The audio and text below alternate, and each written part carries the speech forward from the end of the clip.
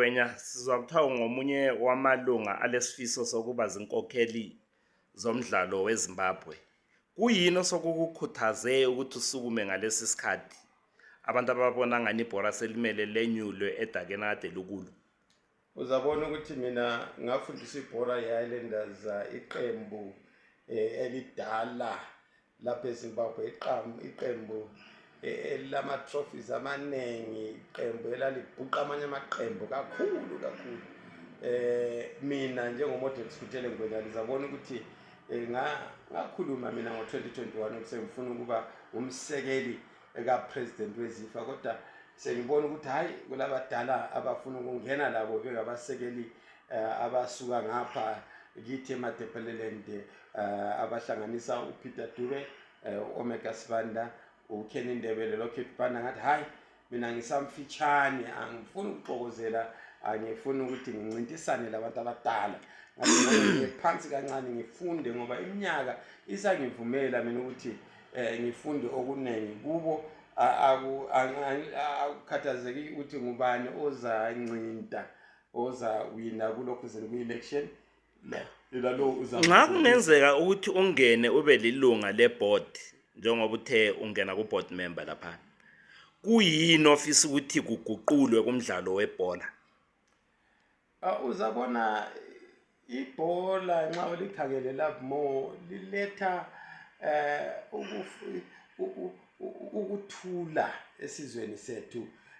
Ibhola liyabambanisa abantu, akulandaba ukuthi kulabantu abamnyama, kulamakhiwa, lihlengenela amakhaladi, abanye bangena isabatha, abanye i-Catholic. Nxa sise Barberfield Stadium laphana, nxa sise National Sports Stadium laphana, uzabona ukuthi singabantu abachiyeneyo, abanye bamnyama, abanye babomvu, abanye bangena le ichechi, abanye ngabe ZANU-PF, abanye ngabe Triple C. So yinto ebambanisa. Yikho esikufunayo khona ukuthi uma sengene lami ngincedise ukuthi sibambanise uZulu wonke weZimbabwe, umhlaba wonke jikelele, sibanjaniswe yibhola, kube lokuthula. Uzabona ukuthi uma abantu bethabile, noma nje i-economy iyakhula i-economy, imali. Kulombono othi ikhekhe lebhola lidliwa ngabalutshwane, wabelwana ubulawayo leHarare.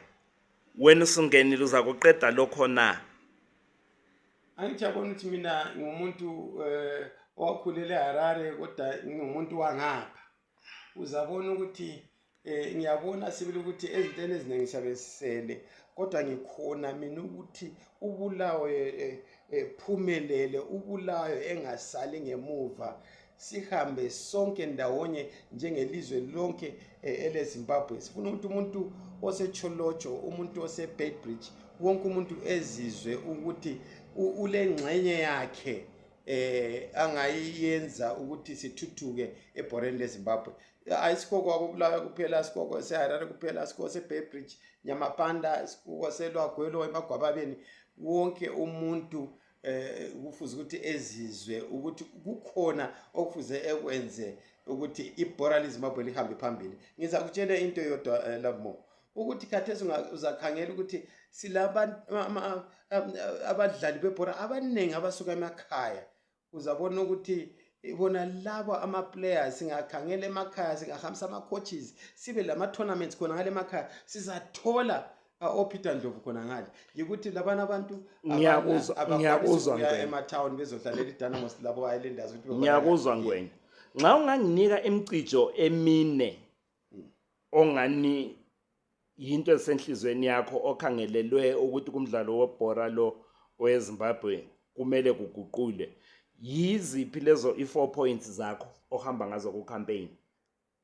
Into ehamba lazo ku campaign Lovemore ngezokuthi khona kade ngikukhuluma ukuthi abantwana bebancane belabo 4 years 5 years kabaqalisa ukutshengiswa, befundiswa ibhora ukuthi lidlalwa njani besebancane. Uzakhumbula ngesikhathi usakhula wena ukuthi ama-councils lama-ground lama junior teams amaningi kakhulu. Yikho lapho kwasuka khona uWillard Khumalo, Ephraim Chawanda, ama-teams amaningi. Umcijo wesibili ngokuthi ilizwe lethu abantu bakithi bayafa ngama-stroke, bayafa ngama-depression.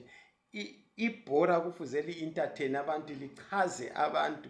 Nxa ibhora abantu besehlule ukulidlala kuhle, ngoba nxa sikuZiva-Bhodi laphana senzela ukuthi ibhora lidlalwe kuhle, lidlalwe ngendlela yokuthi abantu begcwale kuma-stadiums, e-BF, e-Rufaro Stadium, eGwanzura, babegcwala kudala abantu bengena ngamo-11 AM kuze kuchaye u-5. So ngizazama labanye bami ukuthi sizame ukuthi ibhora lethu lithuthuke libe phezulu